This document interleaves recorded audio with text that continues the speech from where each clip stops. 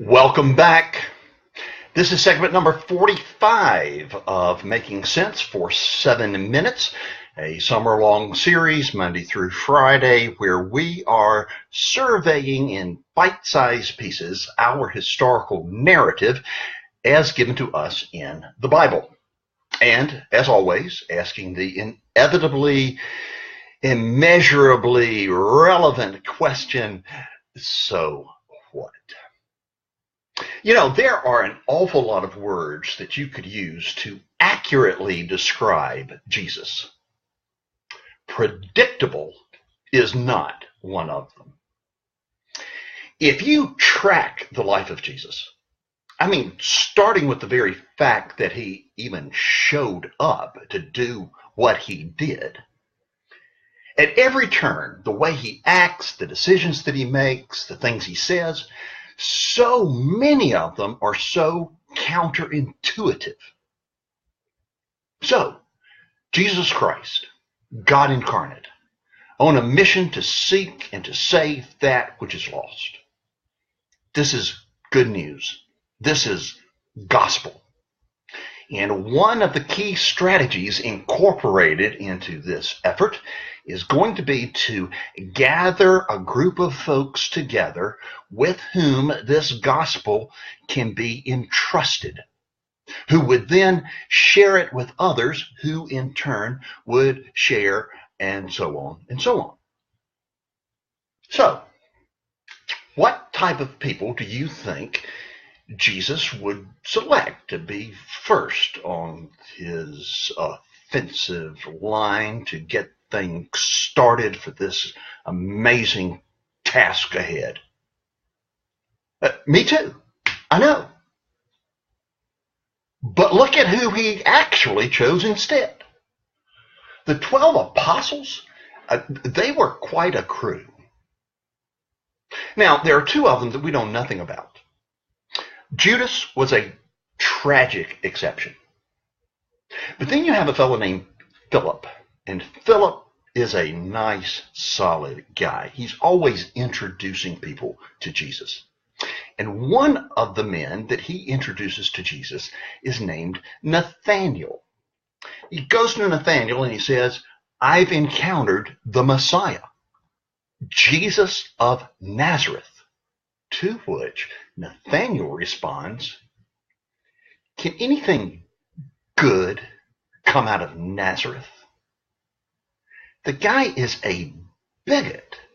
He's got this sickness of the brain that tells him that just because somebody is from someplace else or looks in a different way or acts in a different way, that somehow they're inferior. A bigot. But now then there's Andrew, and he's a lot like Philip because he's a nice guy. He's a solid guy. He's always introducing people to Jesus.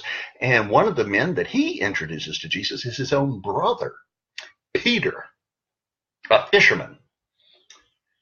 Impetuous, braggadocious, knee-jerk personality, always shooting out at the mouth. Peter, he's out on a boat with the rest of the apostles, and they see Jesus walking on the water. And Peter goes, "Look, hey, I want to walk on the water." Jesus says, "Come on, walk on the water."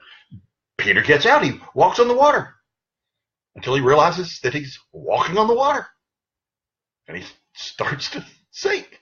At which point he prays the prayer that is the best prayer anybody could ever pray. "Lord, save me."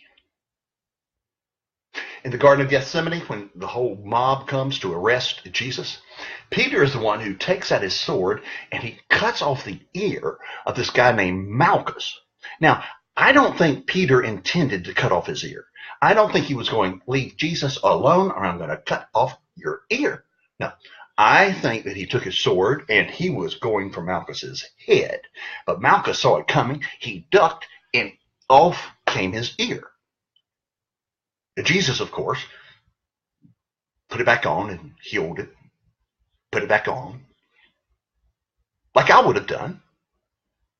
Only I would have done it sideways so that when it rained. But I'm not Jesus. Can you tell? Then there are two other brothers, James and John, also fishermen, and they are angry and violent. Jesus refers to them as sons of thunder. They're going through a town one time, and nobody would have anything to do with them, and so they go up to Jesus and say, why don't we just get fire to come down on them and burn the whole place up? And Jesus says, guys, look, that is not my MO. And they're selfish.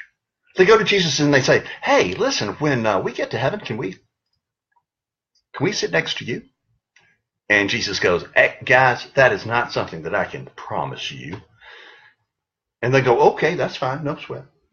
And they send their mother.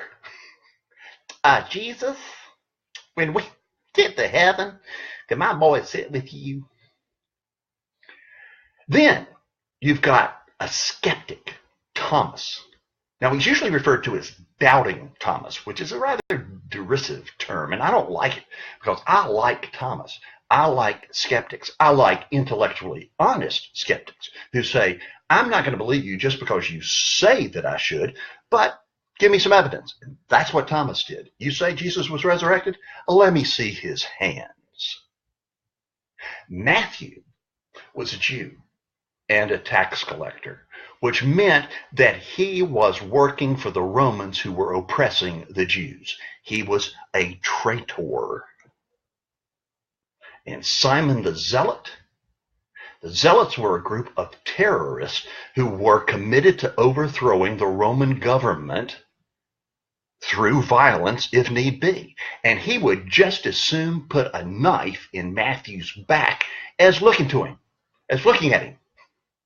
And Jesus says, this is the crowd that I'm going to bring together, and then I'm going to turn them loose.